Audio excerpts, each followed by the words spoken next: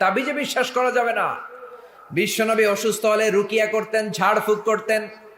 আয়াতুল কুরসি শুদ্ধভাবে পড়ে তাসবিদের সাথে যদি পড়ে ফু দেন, জিন ভূত সব পালিয়ে যাবে। জোরে বলেন ঠিক কিনা? রুকিয়া করতেন। বিশ্বনবী নিজে 6 মাস অসুস্থ ছিলেন। লাবিদ ইবনুল আসাম একজন ইহুদিদের মিত্র, সে বিশ্বনবীকে 6 মাসের ব্ল্যাক ম্যাজিক করেছে। ব্ল্যাক আর ম্যাজিক, কালো জাদু, কুফরি কালাম করে বিশ্বনবীকে অসুস্থ করে রেখেছিল। বিশ্বনবীকে আল্লাহ তাবিজ বাঁধতে বলেন নাই। বিশ্বনবীকে আল্লাহ বললেন সূরা ফালাক আর নাস নাজিল করে দিলাম, এক একটা আয়াত পড়েন, জাদুর এক একটা গিড়া আমি খুলে দেবো। জোরে বলেন আল্লাহু আকবার। এবার বলেন, আজকের তাফসীর মাহফিলে আসতে পেরে খুশি না বেজার? খুশির আওয়াজ ছোট হয় না বড় হয়? খুশি না বেজার? কম না বেশি? আমরা সবাই খুশি পরিমাণে বেশি আওয়াজ করে পড়েন আল্লাহু আকবার।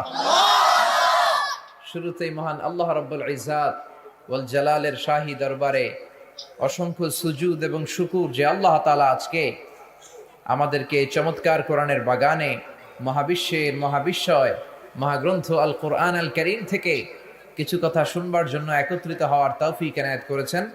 আসুন সে আল্লাহর দরবারে শুকরিয়া জানাই।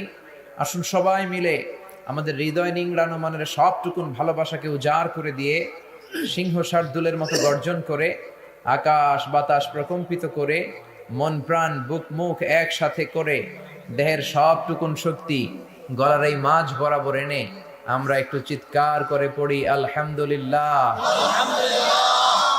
সবাই পড়েন রব্বানা লাকাল হামদ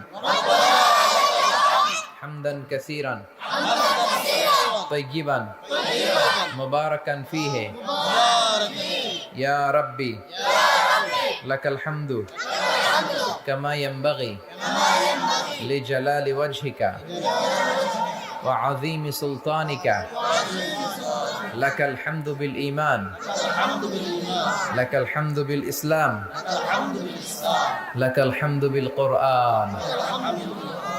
আমরা প্রশংসা করলাম কার? জিকির করলাম কার? আল্লাহর নামটা জপতে কেমন লাগে? আল্লাহর তার সুন্দর নামগুলো ধরে ধরে ডাকতে কেমন লাগে? আল্লাহর নামটা এত মধুমাখা নাম, এত জাদুমাখা নাম। এ নামের জিকির আপনি যত 1000 বার করেন, যত লক্ষ বার করেন, আপনার মন চাইবে আরো কয়েক লক্ষ বার এই জিকির করে। জোরে বলেন ঠিক কিনা? আল্লাহর নাম যতই জপি ততই মধুর লাগে, নামে এত জাদু থাকে কে জানি তো আগে।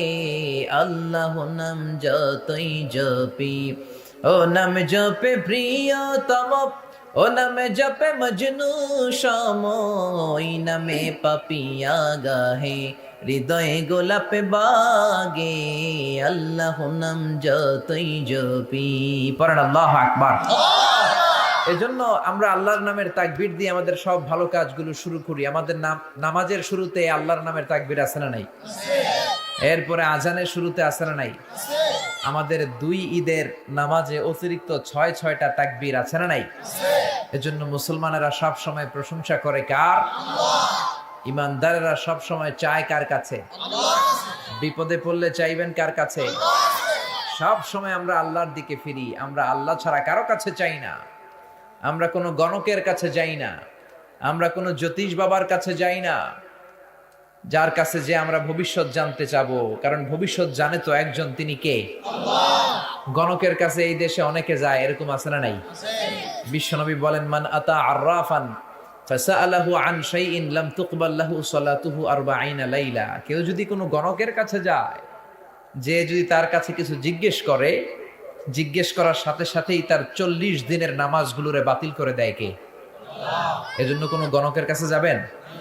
তবে যাওয়া যাবে এক শর্তে, যেই 40 কেজি ওজনের এক থাপ্পড় যদি সে রেগে যেয়ে বলে, এই মেয়ে আমার থাপ্পড় দিলেন কেন?